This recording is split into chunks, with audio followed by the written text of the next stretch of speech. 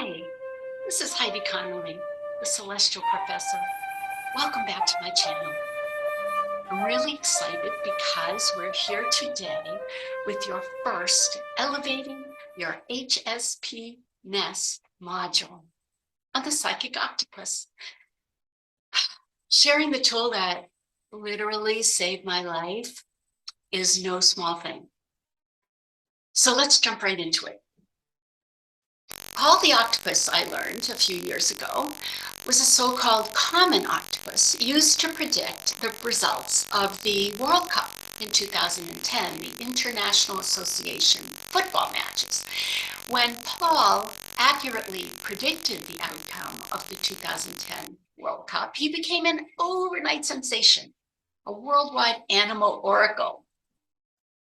Given my own flagrant ignorance of sporting events, I didn't know about Paul, as cool as he was, until I started my own adventure into my own personal psychic octopus.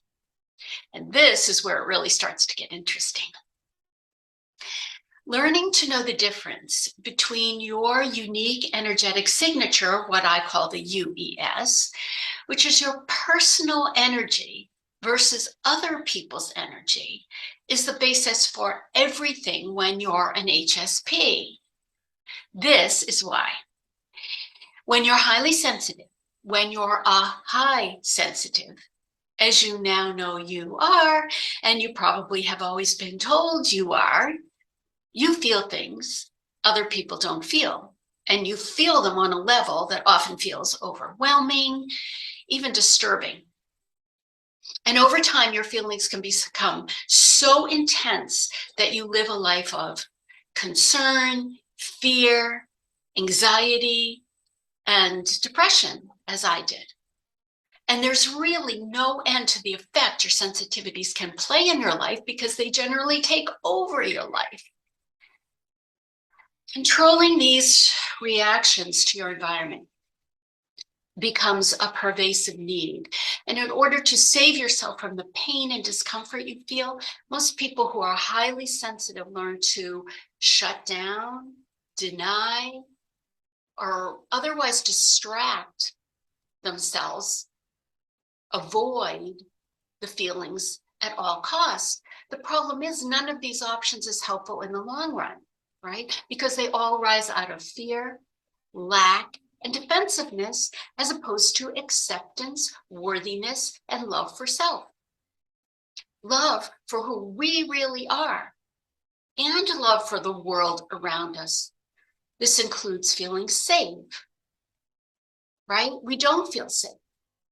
We feel feelings of hate, not love, for our own sensitivities and for the magnificent gifts they truly are.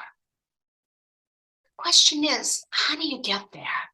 How can you possibly go from wanting to be less sensitive or simply praying that one day the world will start to understand you, to really loving your sensitivities and seeing them for the abilities they really are? The Psychic Octopus is absolutely, without a doubt, the best tool I have ever come across for HSPs. It's the single tool that changed my life. The amazing thing is not applying it is not only easy, but once you get the hang of it, it's endlessly helpful, endlessly soothing, and endlessly effective. One of the reasons the concept is so simple to apply is just about anyone can picture an octopus, even if you've never seen one. All you have to do is find a picture of one. As soon as you see the way an octopus reaches out with its tentacles, you're halfway there. Let's take a step back for a moment. We're all spirit in biodegradable human suits, right? We're all more than our physical selves. We're spirit in a human body, a human form that comes into and ultimately leaves the physical world. We die. Another way to say that is on the simplest level, we're all simply energetic beings. You know, molecules and neurons and atoms and protons, all that good stuff. And if we're all energetic beings, it's only a short step to knowing that we're all connected energetically through our energetic fields of vibration in some way. And when we realize this, we also realize that if we're constantly open, constantly feeling all the energies around us, the good, the bad, and the ugly feelings of the people and the places in our environment, it's all too easy to lose our own sense of self in the process. If we're busy feeling what other people are feeling, right? If we're busy trolling about in other people's energy, it's too easy to lose ourselves in the process. How do we know what we're really feeling? How do we know if what we're feeling is truly ours? How do we know that we're living a life driven by our own thoughts and beliefs and sensations? That we're being guided by connection with source and loving intention, as opposed to being unconsciously guided, directed, and controlled by other people's thoughts and other people's intentions. The truth is that we don't. So, back to our octopus. Here's what to do. Start by picturing yourself as an octopus. You know, one with all its 8 far-reaching tentacles, all those feelers that octopuses have, the ones that have zillions of little suction cups on them for attaching to things. Because you all have those tentacles with all those suctiony things. You're able to reach near and far and curve around and into things. You can go through and past and over and under in order to explore and probe and find and identify what's around you, right? You're free to seek and react to all that's out there. Here's the difference, though, between you and the octopus. You're doing this seeking and probing on an energetic level. You have your own personal psychic octopus. So what's the problem? Well, the problem comes in when you're not aware that you're using your energetic tentacles to tap into other people's energetic bodies.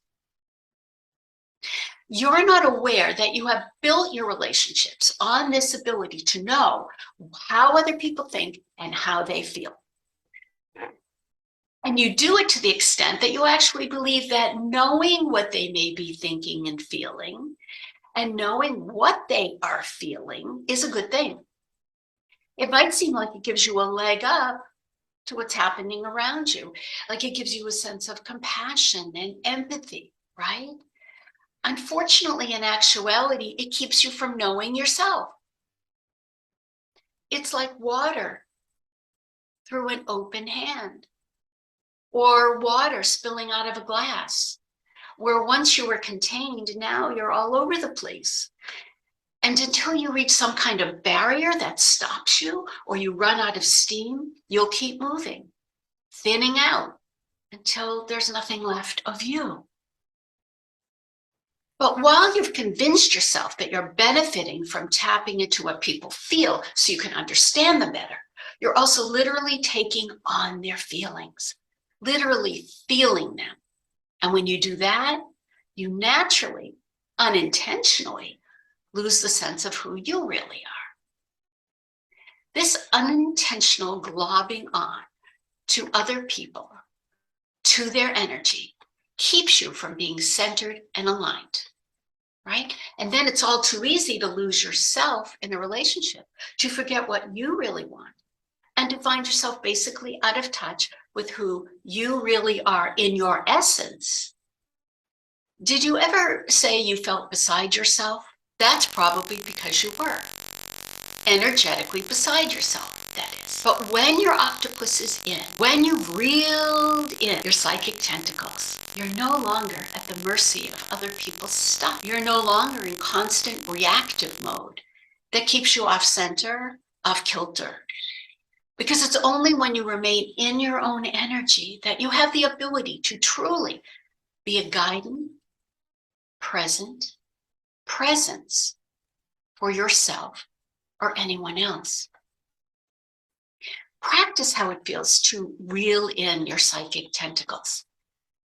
When you pull in your tentacles, when you're finally engaged in your own energetic pulse, you have no leftover strands of energy, so to speak, that are trolling around, seeking to tap into or engage or feel what's inside anyone else. This not only allows you to have complete freedom to be who you are, but invites you to feel safe and protected wherever you are, whoever is in your space, and whatever shows up in your field, in your energetic environment, in your sphere of existence. Basically, when your octopus is in, you're free. And another reason this is so critical and fantastic is because you begin to accept the person who you really are in your essence without feeling the need to tap in or put up a protective barrier against the world or against other people. You simply pull your tentacles in as opposed to pushing away from and building a wall against, which takes an inordinate amount of energy. For me, that's the most profound effect of this concept and the most freeing.